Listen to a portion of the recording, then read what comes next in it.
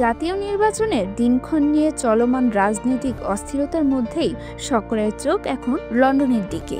আগামী ১৩ জুন অন্তর্বর্তী সরকারের প্রধান উপদেষ্টা ডক্টর মোহাম্মদ ইউনূসের সঙ্গে বৈঠক করতে যাচ্ছেন বিএনপির ভারপ্রাপ্ত চেয়ারম্যান তারেক রহমান। এই একটি বৈঠকে কি বদলে দিতে পারবে বাংলাদেশের রাজনীতিক গতিপথকে? এই বৈঠকের খবরটি নিশ্চিত করেছেন বিএনপির মহাসচিব মির্জা ফখরুল ইসলাম আলমগীর। রাজনীতি সচেতন মানুষের দৃষ্টি এখন এই বৈঠকের দিকে। ধারণা করা হচ্ছে এই সাক্ষাৎ দুই পক্ষের মধ্যকার দূরত্ব কমাতে পারে এবং নতুন সম্ভাবনার দ্বার খুলতে পারে। কিন্তু এই বৈঠকের পথটি মসৃণ ছিল না।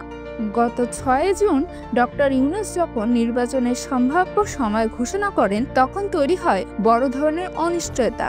বিএনপি এই সময়সীমা সরাসরি প্রত্যাখ্যান করে। চলতি বছরের ডিসেম্বর মাসের মধ্যেই নির্বাচনের দাবিতে দলটি ছিল অনড়। ফলে লন্ডনের বৈঠকটি হবে কিনা তা নিয়ে তৈরি হয়েছিল সংশয়। কঠিন সময় অপেক্ষা করে আছে। বিএনপির মতো দলের পক্ষে তাদেরকে সমর্থন দেওয়া অত্যন্ত কঠিন হবে আগামীতে। দলীয় সূত্র বলেছে, এই অচলাবস্থা নিরসনের গুরুত্বপূর্ণ ভূমিকা রাখেন BNP chairman person Khaleda Zia. তিনি দলের সিনিয়র নেতাদের রাজপথে কঠোর কর্মসূচির পরিবর্তে আলোচনার টেবিলে বসার উপর জোর দেন।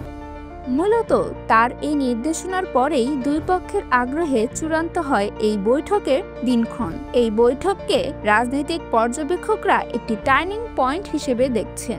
বিএনপি এখন ডিসেম্বরের দাবি থেকে সরে এসে ফেব্রুয়ারি মাসে নির্বাচনের একটি বিকল্প প্রস্তাব নিয়ে ভাবতে পারে। তবে এই আলোচনা ব্যর্থ হলে সংকট আরও গভীর হওয়ার আশঙ্কা উড়িয়ে দিচ্ছেন না কেউ।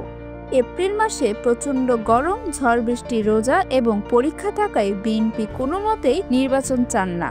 বিএনপির স্থায়ী কমিটির সদস্য আমির খসরু মাহমুদ চৌধুরী বলেন, যেহেতু আলোচনা শুরু হচ্ছে তাই এখন ফলাফলের জন্য অপেক্ষা করতে হবে। সে পর্যন্ত আমাদের চুপ থাকতে হবে। আপনাদের কি মনে হয় এই বৈঠকের ফলাফল কি হতে পারে? কমেন্ট করে জানাবেন।